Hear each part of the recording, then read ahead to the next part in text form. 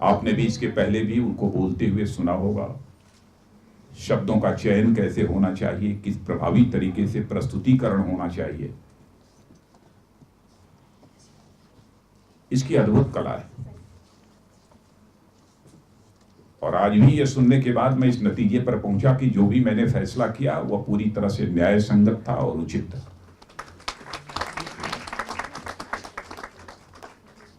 Bharatiya Janata party महिला मोर्चा के नेतृत्व में सारे देश की महिलाएं भारतीय जनता पार्टी के साथ जुड़े, यह हम सबकी अपेक्षा होगी। और यदि हम एक राजनीतिक पार्टी भारतीय जनता पार्टी में काम कर रहे हैं तो निश्चित रूप से हम सभी का एक लक्ष्य है। भारत को हम महान भारत बनाना चाहते हैं, भारत को हम विश्व की महाशक्ति बनाना चाहते हैं। लेकिन नारी शक्ति का बिना सदुपयोग किए भारत को कभी महाशक्ति नहीं बनाया जा सकता। इस सच्चाई को भी हम समझते हैं। वैदिक काल से यदि भारत के इतिहास के पन्नों को पलटकर देखें तो हम सहज रूप से इस नतीजे पर पहुंचेंगे कि हमारे यहां नारी शक्ति का कितना महत्व रहा है। भगवान शिव भी नारी के बिना अधूरे माने जाते हैं। उनको भी पूर्णता, यदि भगवान शिव को भी बिना नारी के यदि नहीं प्राप्त हो सकती तो मैं समझता हूं इस पूरी सृष्टि में यह कोई कल्पना भी नहीं कर सकता है कि बिना नारी शक्ति के कोई पूर्णता को प्राप्त कर लेगा, परफेक्ट हो जाएगा। इसकी तो कभी कल्पना भी नहीं की जा सकती। भारतीय जनता पार्टी ने इस महिला मोर्चे का गठन बहुत ही सोच विचार कर किया है। इसकी रचना ही बहुत सोच समझ कर की है। लेकिन आज मैं यह देखता हूं कि महिलाओं के प्रति जिस प्रकार का सम्मान का भाव होना चाहिए और जो आदर मिलना चाहिए समाज में, उसमें कुछ ऐसे अवांछनीय तत्व हैं कि वह सम्मान व आदर उन्हें प्राप्त नहीं हो पाता। और आजकल जो भारत की राजधानी दिल्ली में अथवा देश के अन्य भागों में जिस प्रकार की महिलाओं के साथ घटनाएं हुई हैं, जिस प्रकार के जघन्य कृत्य हुए हैं, उसकी जितनी भी निंदा की जाए वह कम है। और मैं यह मानता हूं कि भारत जैसे एक सांस्कृतिक राष्ट्र के लिए इससे बड़ा कलंक और कोई दूसरा नहीं हो सकता। हमारी सरकारें ये कहती हैं कि साहब इसके लिए कठोर कानून बनना चाहिए। मैं भी यह मानता हूं कि कठोर कानून बनना चाहिए, लेकिन सत्ता में बैठे हुए लोगों को यह भी इंट्रोस्पेक्ट करने की जरूरत है या आत्मनिरीक्षण करने की आवश्यकता है कि इस प्रकार का माइंडसेट समाज के लोगों का क्यों बना है। नैतिक मूल्यों का ह्रास इतनी तेजी के साथ क्यों हो रहा है। केवल कठोर कानून बनाने से इन सब सारी चीजों को हम रोक लेंगे, मैं ऐसा नहीं मानता। समाज में कुछ न कुछ ऐसे लोग होने चाहिए जो कि समाज को इंस्पायर करने का काम, समाज को प्रेरित करने का काम करें। राजा भी ऐसा होना चाहिए जो लोगों को प्रेरणा दे सके और अच्छे काम करने के लिए प्रेरित कर सके। ऐसा राजा भी इस देश को चाहिए। कहीं ना कहीं कोई कमी है। लेकिन आज जो हो रहा है, आज लोकतंत्र में राजा किसे माना जाता है। राज्य का जो राजा होता है उसे मुख्यमंत्री, देश का जो राजा होता है लोग उसे प्रधानमंत्री। लोकतंत्र में तो यही व्यवस्था है। लेकिन यदि देश के प्रधानमंत्री के ऊपर ही भ्रष्टाचार के आरोप लग रहे हों और उसके कार्यालय प्राइम मिनिस्टर ऑफिस पर भी सीबीआई की यदि पैनी नजर हो, पीएमओ में बैठे हुए लोगों का इंट्रोगेशन यदि सीबीआई के द्वारा किया जा रहा हो, तो हम कैसे यह कल्पना करते हैं कि सर्वोच्च राजनीतिक सत्ता के शिखर पर बैठा हुआ कोई व्यक्ति देश की जनता को, देश के नौजवानों को इंस्पायर कर पाएगा, उनको प्रेरित कर पाएगा और उनके माइंडसेट को बदल पाएगा। यह किसी भी सूरत में संभव नहीं है। जो इस प्रकार की वारदातें होती हैं, घटनाएं होती हैं, उस संबंध में हमारा यह मानना है कि आज इस देश में एक सांस्कृतिक पुनर्जागरण, कल्चरल रिनाशा की जरूरत है। और सांस्कृतिक पुनर्जागरण के लिए क्या किया जाना चाहिए, इसके विस्तार में तो नहीं जाना चाहूंगा, लेकिन भारत को इसकी सबसे बड़ी आवश्यकता जो आज सोचने समझने वाले लोग हैं उनको महसूस हो रही है।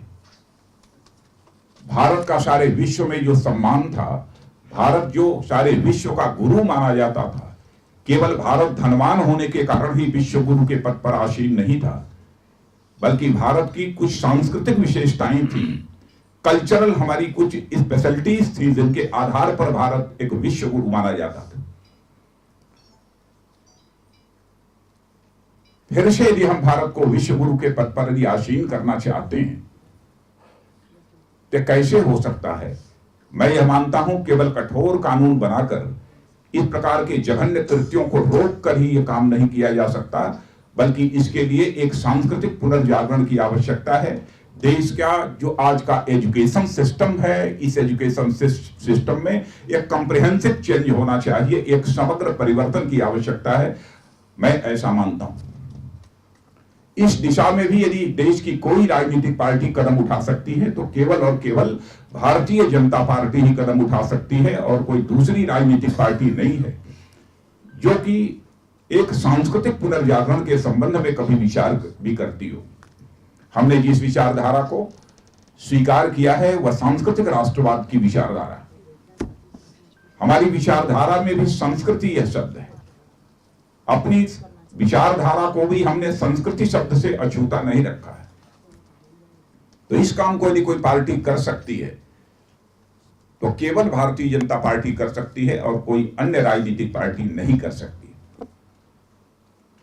और बहनों, मैं यह कहना चाहूंगा कि अपनी विचारधारा, अपनी दार्शनिक अवधारणा, इसको भी हम सबको समझने की कोशिश करनी चाहिए, और इसलिए करनी चाहिए क्योंकि भारतीय जनता पार्टी हिंदुस्तान की एकमेव ऐसी राजनीतिक पार्टी आज बची है जिसकी एक विचारधारा है, जिसकी एक अपनी दार्शनिक अवधारणा है। वैसे तो कुछ राजनीतिक पार्टियां इस देश में हैं जो यह दावा करती हैं कि उनका भी एक पॉलिटिकल थॉट है, उनकी विचारधारा है, एक उनका भी आइडियोलॉजिकल कंसेप्ट है। लेकिन सच्चाई है कि आज किसी की अपनी कोई विचारधारा अथवा कोई दार्शनिक अवधारणा नहीं है।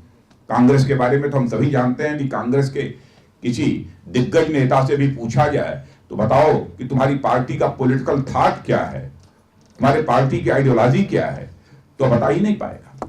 हाँ, कम्युनिस्ट पार्टी के लोग साम्यवादी जरूर ये कहते हैं, दावा करते हैं कि नहीं, हमारी पॉलिटिकल पार्टी की एक आइडियोलॉजी है, उस आइडियोलॉजी के आधार पर हम काम करते हैं। लेकिन अब यह समझने में लोगों को रंच मात्र भी विलंब नहीं होगा, जो कम्युनिस्ट पार्टी एक विचारधारा और एक आइडियोलॉजी की बात करती है, आज वह कम्युनिस्ट पार्टी कई भागों में विभक्त हो चुकी है। एक बार नहीं, दो बार नहीं, 4 बार इसका डिवीजन हो चुका है, विभाजन हो चुका है। अब उसकी अपनी एक विचारधारा नहीं है, लेकिन अकेली पार्टी इस हिंदुस्तान की है कि भारतीय जनता पार्टी की विचारधारा है। और आजाद भारत में जब हमारे इस विचारधारा के आधार पर भारतीय जनसंघ के रूप में हम लोगों ने दल की स्थापना की थी, तो उस समय जिस विचारधारा को लेकर इस देश में हम लोगों ने राजनीतिक यात्रा प्रारंभ की, उसी विचारधारा पर आज भी हम कायम हैं और कल भी उसी विचारधारा पर हम कायम रहेंगे। यह बात मैं विश्वास के साथ कहना चाहता हूं, क्योंकि भारत की प्रकृति, भारत के स्वभाव को समझते हुए हम लोगों ने अपनी विचारधारा सुनिश्चित करने का यह फैसला किया था, इसलिए हम उस पर अडिग रहेंगे। और भारतीय जनता पार्टी में काम करते हुए इस बात का हमें पूरा ध्यान रखना चाहिए कि यदि हम एक राजनीतिक कार्यकर्ता हैं तो हमारी क्रेडिबिलिटी, हमारी विश्वसनीयता पर किसी भी सूरत में साइन ऑफ इंटरोगेशन नहीं लगना चाहिए, प्रश्न चिन्ह नहीं लगना चाहिए। और मैं ये बताना चाहता हूं कि यदि हमने राष्ट्रीय अध्यक्ष रहते हुए महिलाओं को भारतीय जनता पार्टी की मेन स्ट्रीम में 33% का रिजर्वेशन देने का जो फैसला किया वो केवल इसी आधार पर कि हम तो कहते हैं कि नहीं, लेजिस्लेचर पार्टी में, विधानसभाओं में, संसद में महिलाओं को 33% का रिजर्वेशन मिलना चाहिए, लेकिन हम जो पार्टी चला रहे हैं उस पार्टी के संगठन में महिलाओं को 33% का रिजर्वेशन नहीं है। कैसे हमारी बातों का इंपैक्ट लोगों के ऊपर होगा?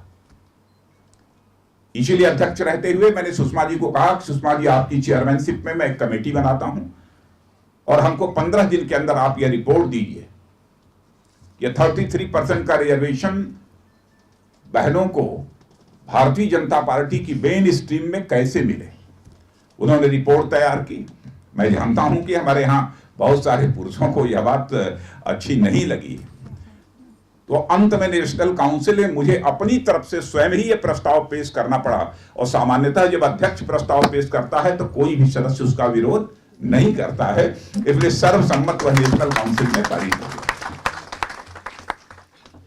लोग बार बार कहते थे ऐसा क्यों कह रहे हैं?